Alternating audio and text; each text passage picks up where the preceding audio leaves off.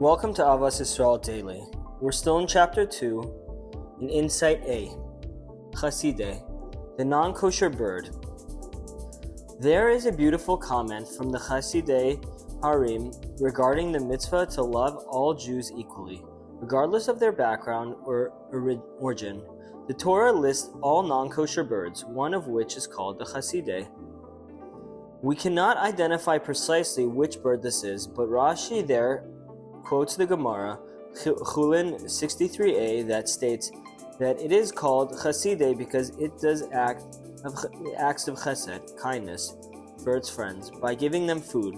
The Chasidei Harav, the Chedushei Harav, wonders, if so, then the Chasidei should be kosher, for Rambam teaches that all of non-kosher birds are prohibited because of their cruel nature, since they are hunters and predators. Why then is the Chasidei, which gives food to other birds, not kosher? Isn't this a wonderful bird? The Chedushei Rav explains that we should look carefully at Rashi's words. He says that the Chasidei does kindness only with its friends. If you are not on her list, and you're not a part of her clique, then she won't help you. This is a sign of Tumah, impurity, and we must avoid midos of that type. This is a very important lesson. We often know people who seem to be very kind and generous, but only to people there in their own neighborhood or community. We must understand that chesed is intended for everyone. Of course, there is a concept that you have limited funds, your family and the poor of your city come first, and there are established halachic priorities, but the concept of taking care of only your own is unacceptable. B. Children are friendly with everyone. Sefer HaBris shares a fascinating insight. There were various utensils in the Mishkan, each representing a different facet of the Torah. The Aron in which the luchos with the Ten Commandments were placed represents the Torah itself. Upon the Aron rested the golden kaparos, its covering, and upon the kaparos were the kiruvim, the golden sculptures of the two winged cherubs facing each other.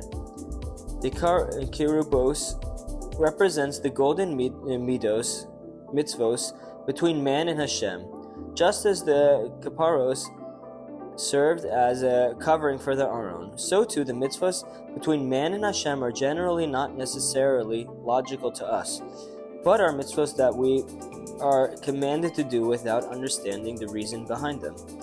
Thus, they're covered and concealed, symbolized by the kaparos. The keruvim represent the mitzvahs between man and his fellow, symbolized by their two faces seeing each other in loving harmony. Our sages teach that these two faces were faces of little children. Why?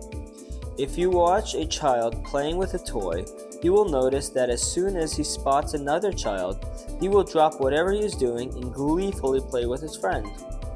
They will joyfully sing and squeal together, ignoring all that is going on around them.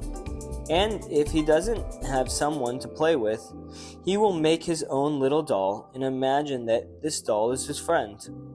This shows that love for one another is a natural human instinct.